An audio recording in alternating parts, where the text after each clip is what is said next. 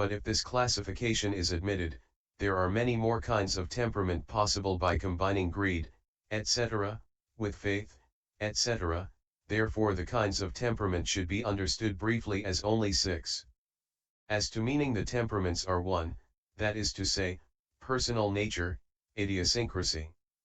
According to 102 these there are only 6 types of persons, that is, 1 of greedy temperament, 1 of hating temperament, 1 of deluded temperament, 1 of faithful temperament, 1 of intelligent temperament, and 1 of speculative temperament. 75 Herein, 1 of faithful temperament is parallel to 1 of greedy temperament because faith is strong when profitable kamma occurs in 1 of greedy temperament, owing to its special qualities being near to those of greed. 4. In an unprofitable way, greed is affectionate and not over-austere, and so, in a profitable way, is faith. Greed seeks out sense desires as object, while faith seeks out the special qualities of virtue and so on. And greed does not give up what is harmful, while faith does not give up what is beneficial.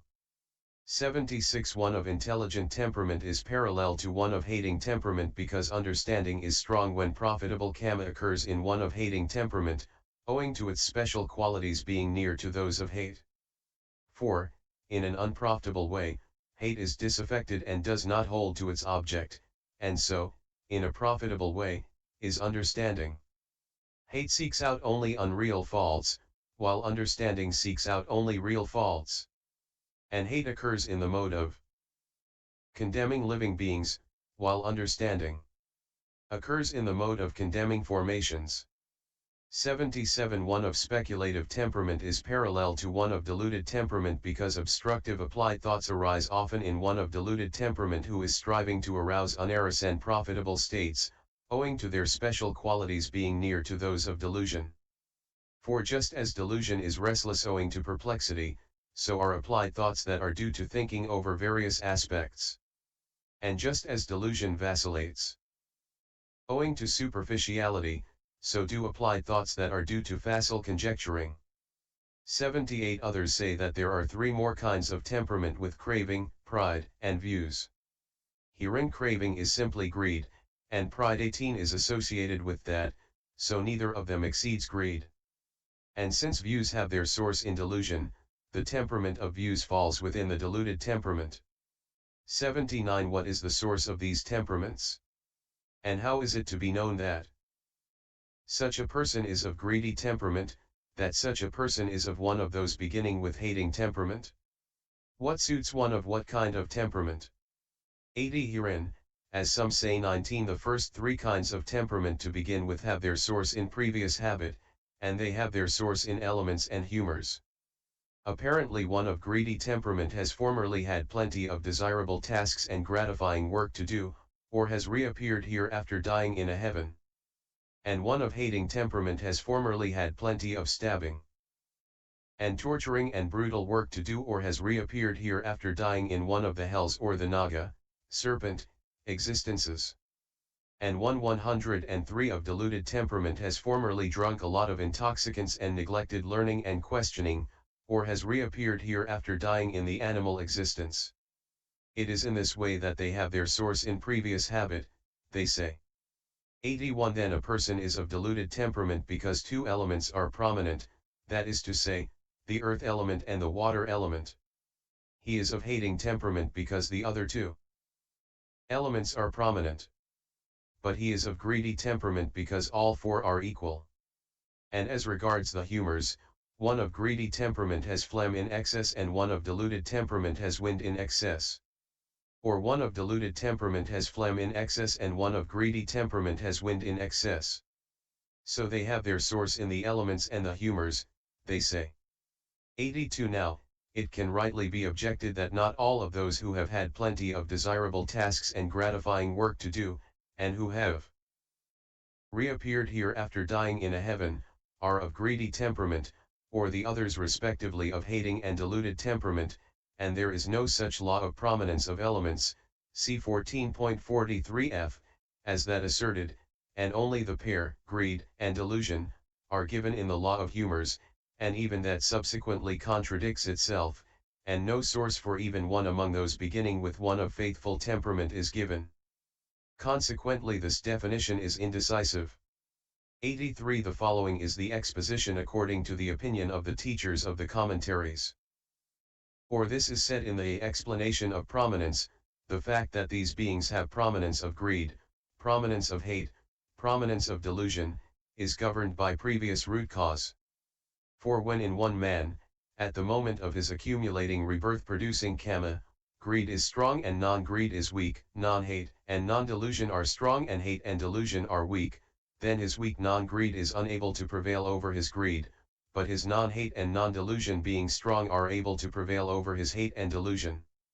That is why, on being reborn through rebirth-linking given by that kamma, he has greed, is good-natured and unangry, and possesses understanding with knowledge like a lightning flash.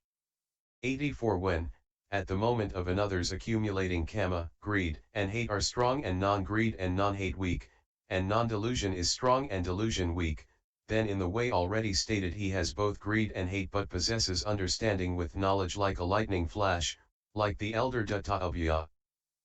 When, at the moment of his accumulating kamma, greed, non-hate, and delusion are strong and the others are weak, then in the way already stated he both has greed and is dull but is good-tempered. 20. And unangry, like the elder Bahula. Likewise when, at the moment of his accumulating kamma, the three, namely, greed, hate and delusion are strong and non-greed, etc., are weak, then in the way already stated he has both greed and hate and is deluded. 104. 85. When, at the moment of his accumulating kamma, non-greed, hate and delusion are strong and the others are weak, then in the way already stated he has little defilement and is unshakable even on seeing a heavenly object, but he has hate and is slow in understanding.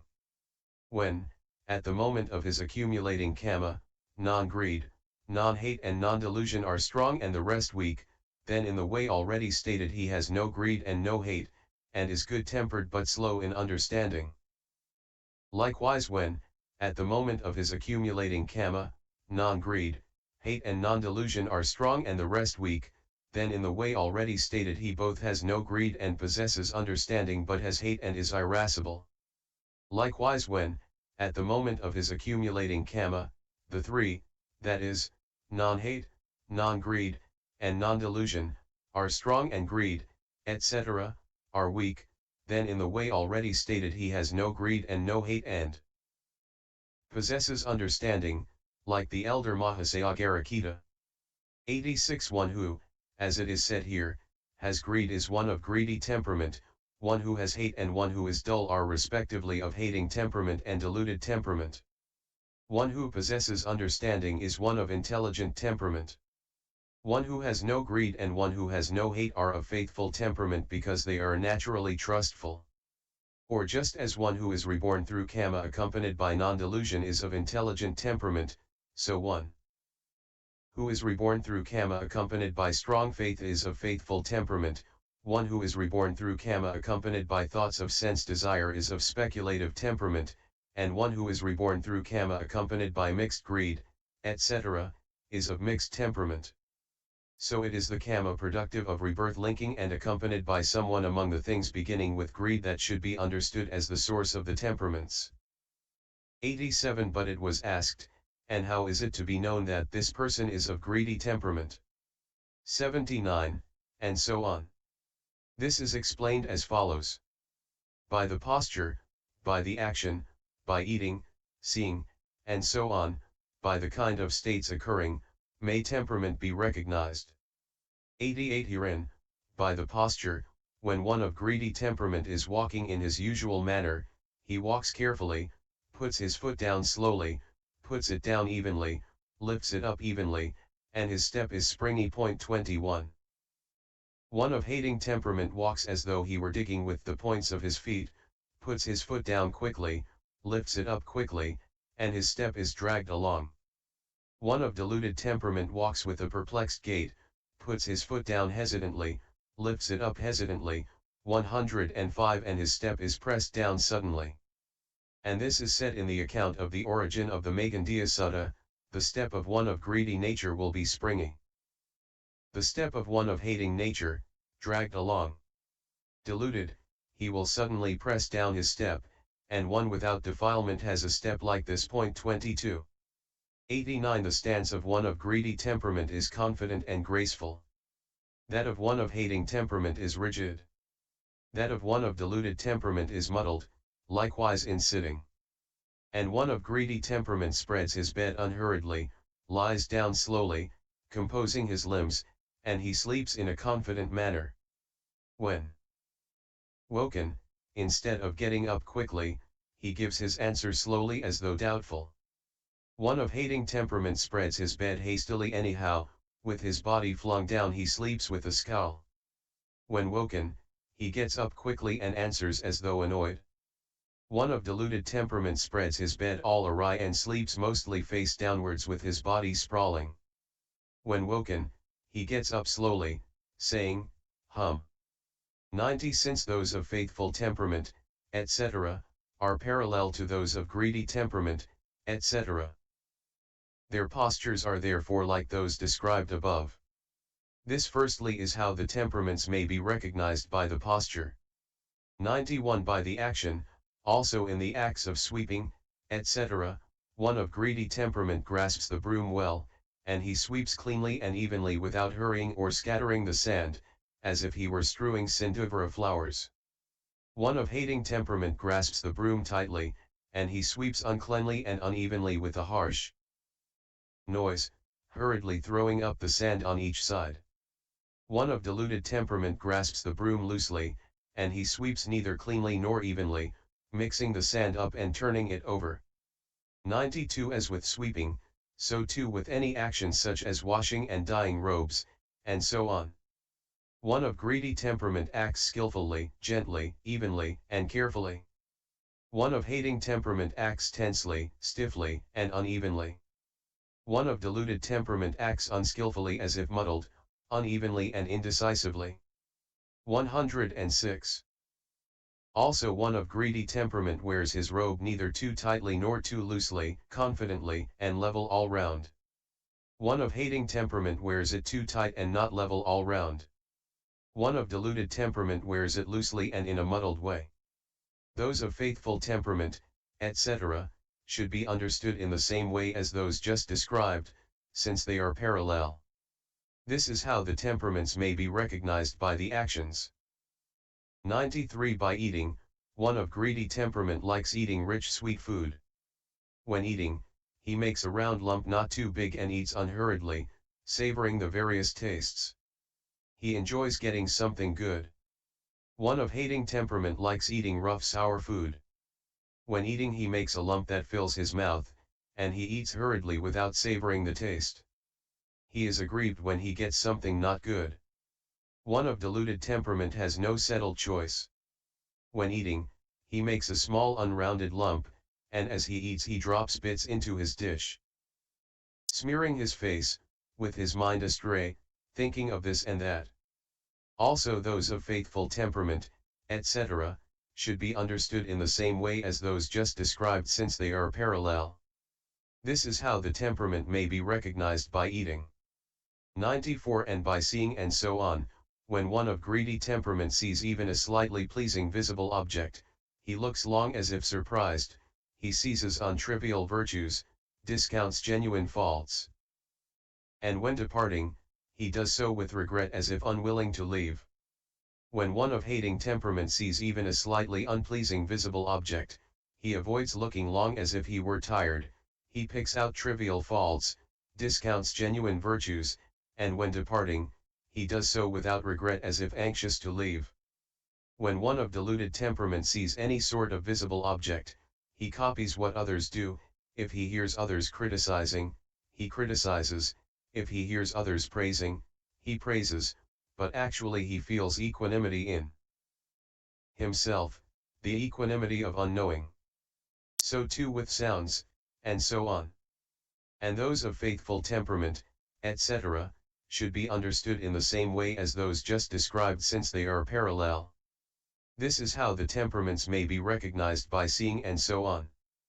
95. By the kind of states occurring, In one of greedy temperament there is frequent occurrence of such states as deceit, fraud, pride, evilness of wishes, greatness of wishes, discontent, foppery, and personal vanity. 23 107 In one of hating temperament there is frequent occurrence of such states as anger, enmity, disparaging, domineering, envy and avarice. In one of deluded temperament there is frequent occurrence of such states as stiffness, torpor, agitation, worry, uncertainty, and holding on tenaciously with refusal to relinquish. In one of faithful temperament there is frequent occurrence of such states as free generosity, desire to see noble ones, desire to hear the good Dhamma, great gladness, ingenuousness, honesty, and trust in things that inspire trust. In one of intelligent temperament there is frequent occurrence of such states as readiness to be spoken to, possession of good friends, knowledge of the right amount in eating, mindfulness and full awareness, devotion to wakefulness, a sense of urgency about things that should inspire a sense of urgency, and wisely directed endeavor. In one of speculative temperament there is frequent occurrence of such states as talkativeness, sociability, boredom with devotion to the profitable, failure to finish undertakings, smoking by night and flaming by day, CMI 144, that is to say, hatching plans at night and putting them into effect by day, and mental running hither and thither, CUD 37. This is how the temperaments may be recognized by the kind of states occurring. 96 However, these directions for recognizing the temperaments have not been handed down in their entirety in either the texts or the commentaries, they are only expressed according to the opinion of the teachers and cannot therefore be treated as authentic. For even those of hating